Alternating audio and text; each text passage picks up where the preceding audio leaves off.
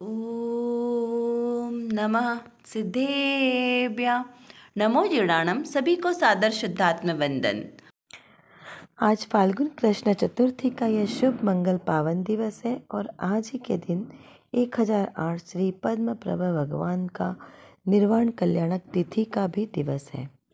इस शुभ अवसर पर आज जो प्रतिदिन प्रसारित होने वाले सोनगढ़ संदेश में से जो संदेश प्राप्त हुआ है, यह बहुत ही प्रेरणादायक संदेश पूज्य गुरुदेव श्री के वचनामृत के 81 बोल के आधार से प्राप्त हुआ है। तो चलिए पढ़ते हैं आज का यह संदेश। इसमें लिखा है कि ज्ञानी धर्मात्मा को भगवान की पूजा भक्ति आदि के भाव आते हैं, परंतु उनकी दृष्टि राग रहित गायक आत्मा पर पड़ी है। उसे आत्मा का भान है, उस भान में उसे सतत धर्म वर्त रहा है। क्या कहा है कि ज्ञानी की परिणति कैसे चलती है, यहाँ पर इस बात को स्पष्ट किया है कि ज्ञानी संसार में रहकर भी संसार से विरक्त कैसा है। जैसे जल में रहते हुए कमल जल से निर्लिप्त कैसा है।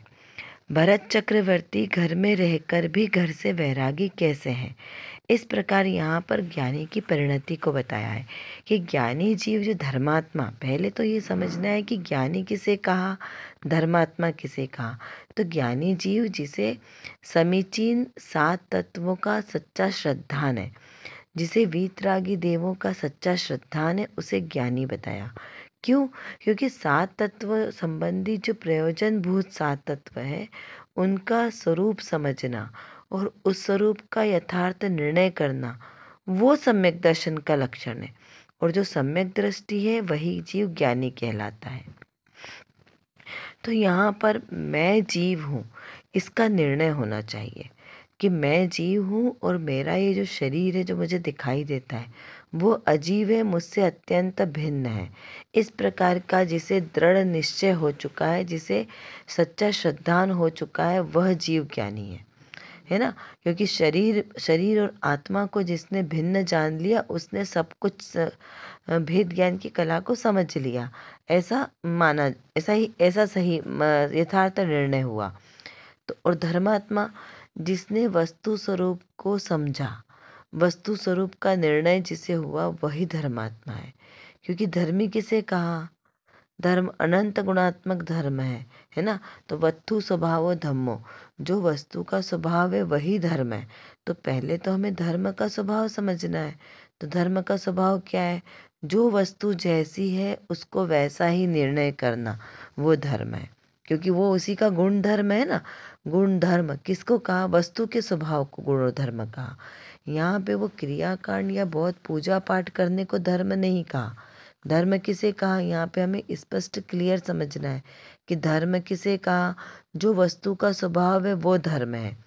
जो क्रियाकांड करना, पूजा पाठ, दया आदि करना, करुणा करना, ये धर्म नहीं है। ये तो लौकिक में हम इसे धर्म कहते हैं, लेकिन रियल में धर्म किसे कहा? जो वस्तु का स्वभाव है वह धर्म है। फिर यहाँ पर आगे कहा, क्या कहा कि ज्ञानी धर्मात्मा को भगवान की पूजन भक्ति आदि के भाव आते हैं, परंतु उसकी दृष्टि राग रहित ज्ञायक आत्मा पर पड़ी है। क्यों ज्ञायक आत्मा पर पड़ी है? क्योंकि ज्ञायक आत्मा है, वह मेरा शुद्ध स्वभाव है, वो मेरा धर्म है। आत्मा का धर्म क्या है? अपने ज्ञायक स्वभाव की दृढ़ता करना, उसकी श्रद्धान करना, उसमें रमणता करना, उसका निर्णय करना, ये आत्मा का धर्म है ना। उसको जानना, किसको? आत्मा का स्वभाव क्या है? जानना और देखना, बस यही उसका धर्म है आत्मा का। आत्मा का धर्म क्या है? जानना और देखना। तो किसको जानना और किसको देखना? तो अपने आत्मस्वरूप को जानना और अपने आत्मस्वरूप को देखना, यही एकमात्र धर्म है। और अज्ञानी का धर्म क्या है? अज्ञानी का धर्म है बाहर में विपरीत परिस्थितियों को, अनुकूल परिस्थितियों को, संयोगादि भावों को, परद्रव्यों को जानना देखना, है ना। उसमें अनुराग करना, ये किसका है? अज्ञानी का लक्षण है। और बात यहाँ किसकी चल रही है? ज्ञानी की चल रही है। तो अब निर्णय हमें अपना करना है कि हम ज्ञानी है या अज्ञानी है। हमारी दृष्टि पर संयोगों पर है, पर पदार्थों को अपना इष्ट अनिष्ट मानने में है या फिर अपने ज्ञायक स्वभाव को देखने में है। तो यहाँ पर कहा कि जो जीव वीतरागी भगवान की पूजा भक्ति आदि के भाव जिनको आते हैं, परंतु फिर भी दृष्टि कहाँ पर है? ज्ञायक पर। तो यहाँ पर एक और बात स्पष्ट रूप से समझनी है कि जो ज्ञानी होगा उसको दृष्टि में तो है कि पूजा पाठ भक्ति आदि में धर्म नहीं है, ये मेरा स्वभाव नहीं है, लेकिन ये जानते हुए भी वो पूजा पाठ भाव आदि तो करेगा, उसको उसके भाव आएंगे। तो उस भाव में तल्लीन होते हुए भी उसकी दृष्टि कहाँ पर है कि मैं ज्ञायक स्वभाव हूँ। क्या कहा? ज्ञानी जीव भी पूजा पाठ भक्त व्रत आदि सब कुछ करेगा, स्वाध्याय व्रत आदि में पूरा तल्लीन रहेगा, लेकिन उसकी दृष्टि आत्म स्वभाव पर है। ऐसा नहीं है कि ज्ञानी जीव है तो वो ये पूजा पाठ आदि नहीं करेगा। अगर वो पूजा पाठ आदि नहीं करेगा तो फिर करेगा क्या? स्वाध्याय नहीं करेगा, ध्यान चिंतन मनन नहीं करेगा तो फिर क्या करेगा? वो तो प्रमादी हो जाएगा, जड़ हो जाएगा। तो अशुभ में तो वो जाएगा नहीं ना। तो फिर वो शुभ क्रियाओं में प्रवृत्ति करेगा, लेकिन करते हुए भी वो अंतर में अपने ज्ञायक स्वभाव की प्रवृत्ति करेगा। या इसका अर्थ ये लेना कि आपको बाहर से देख के पता नहीं चलेगा कि कौन ज्ञानी है कौन अज्ञानी, किसकी परिणति कहाँ है, क्योंकि वह जीव की अपनी सहज परिणति है। तो यहाँ पर ज्ञानी जीव पूजा पाठ दया आदि करते हुए भी उसकी परिणति ज्ञायक स्वभाव पर है, इस प्रकार मानना। क्योंकि ज्ञानी जीव को सहज ही ये भाव आएंगे पूजा पाठ भक्ति आदि के, तीर्थ वंदना के, ज्ञानी जीवों के साधर्मियों के प्रति अनुराग के सहज भाव आएंगे। तो यही ज्ञानी की पहचान है। इस प्रकार का ये आज का संदेश था। अब देखते हैं आज की रत्न कणिका में कौन सा विशेष प्रश्न हमारे लिए प्रस्तुत हुआ है। यहाँ पर लिखा है कि प्रारंभ में भेद ज्ञान का अभ्यास सहज क्यों नहीं लगता। कितना अच्छा प्रश्न है। क्या प्रश्न किया है कि जीव को प्रारंभिक भूमिका में भेद ज्ञान का अभ्यास सहज क्यों नहीं लगता, हमें कठिन क्यों लगता है, जबकि वो तो सहज है ना, मेरा ही स्वभाव है, तो वो सहज है, फिर हमें कठिन क्यों लगता है, ऐसा प्रश्न है। उसका समाधान करते हुए यहाँ पर लिखा है तत्व चर्चा के अंश में कि मैं भिन्न हूँ, इस प्रकार स्वभाव को ग्रहण करके अभ्यास करता रहे तो उसे सहज होने का अवकाश है। क्या कहा कि मैं भिन्न हूँ, किससे? शरीरादिक परद्रव्यों से। इस प्रकार स्वभाव को ग्रहण करके अभ्यास करता रहे तो उसे सहज होने का अवकाश है। आत्मा सहज स्वभाव रूप है और उसके ज्ञान दर्शन आदि भी सहज ही है। सब सहज है, परंतु उस ओर प्रयत्न नहीं करता, प्रयत्न नहीं मोड़ता, इसीलिए कठिनाई पड़ती है। उसे प्रारंभ में प्रयत्न कर करके अपनी ओर मोड़ना पड़ता है, फिर तो उसका स्वभाव जो है सहज है, इसीलिए उसकी परिणति सहज ही अपनी ओर आती है। पहले परिणति को प्रयत्न कर करके अपनी ओर मोड़ना पड़ता है, क्योंकि अनादि का विपरीत अन्यथा उसका श्रद्धान है, अभ्यास है ना, उसको विपरीत यानी अन्यथा अभ्यास है पर की ओर दृष्टि करने का, इसलिए वह स्व की ओर मुड़ता नहीं है, इसीलिए उसे भेद ज्ञान सहज नहीं लगता। यहाँ पर क्या बात कही? अनादि की मिथ्या मान्यता की बात चली आ रही है कि अनादि का अभ्यास हमारा जिस तरफ का है, हमें वही क्रिया सहज होती है ना। आप बचपन से देखो, बचपन में भी बच्चों को सहज क्या लगता है? जो उनको पहले से ही पता है वो उनको क्रियाएं सहज लगती है। जैसे पूर्व के संस्कार, बच्चों को कहते हैं ना, गर्भ के संस्कार, जन्म के संस्कार, पूर्व के संस्कार। तो बच्चा जब जन्म लेता है तब उसे कौन सिखाता है कि तुम्हें रोना है, कोई चीज़ चाहिए तो उसके लिए तुम्हें रोना है, कोई बताता है क्या? नहीं। कैसे उसे पानी पीना है, कैसे उसे दूध पीना है, ये सब उसे कोई सिखाता नहीं है, ये वो सहज सीख कर आता है। कैसे मुस्कुराना है, तो ये सब उसके कैसे सहज पूर्व के संस्कार है, जिसके कारण वो वैसे सहज ही क्रिया करता है। अपने परिवार के प्रति प्रेम रखना, उनसे मोह करना, शरीर को अपना मानना, ये सब कोई उसको सिखाता नहीं है। ये वो सहज पहले से ही सीख के आता है।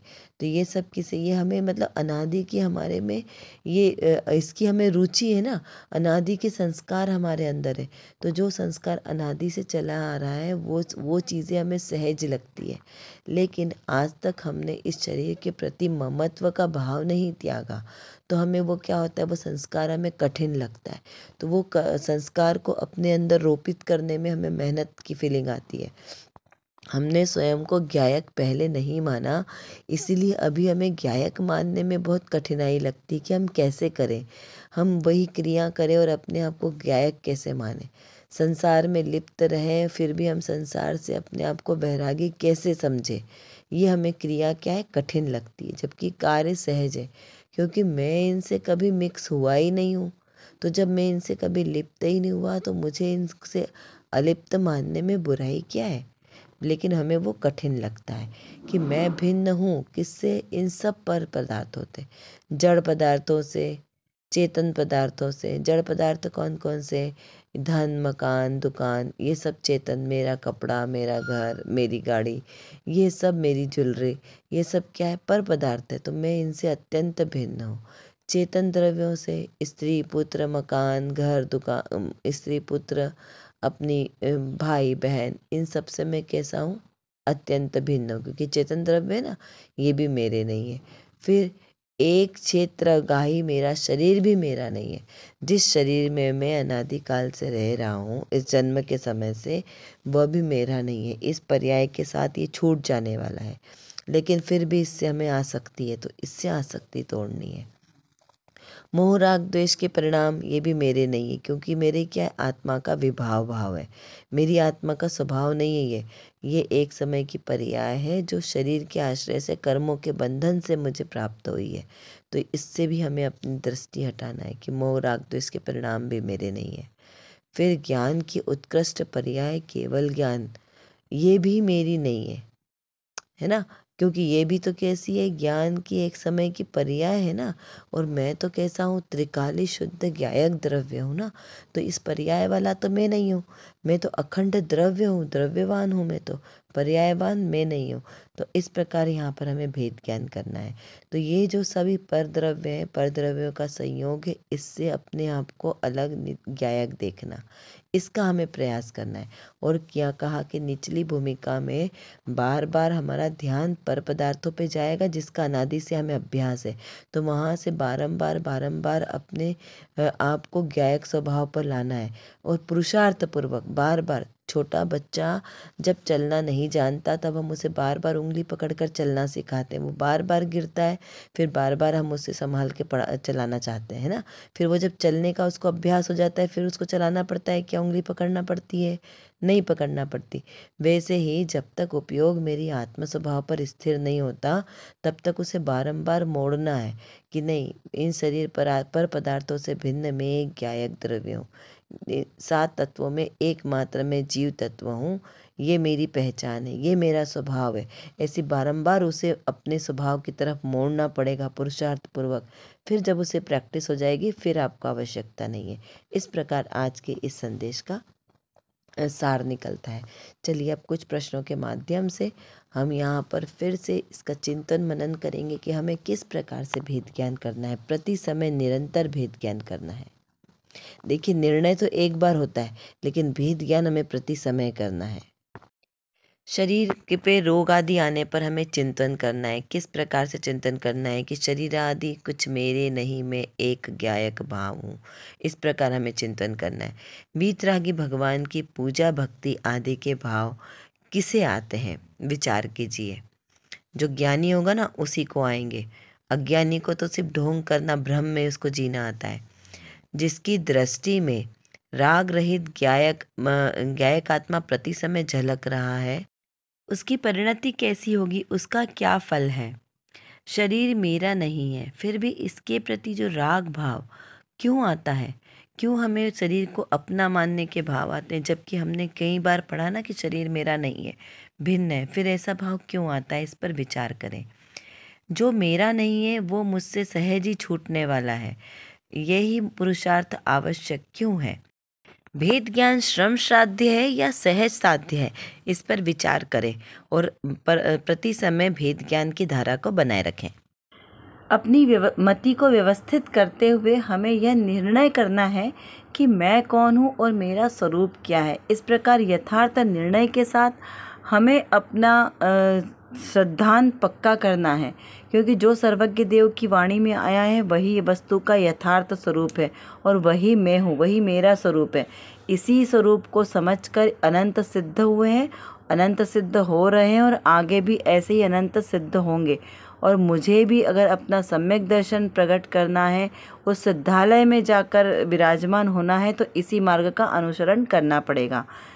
चलिए, इतना आपको समझ में आ गया होगा। यदि नहीं समझ में आए तो आप कमेंट बॉक्स में लिखकर पूछ सकते हैं और अपनी चिंतन धारा को बढ़ाएं, स्वाध्याय करें। जय जिनेंद्र।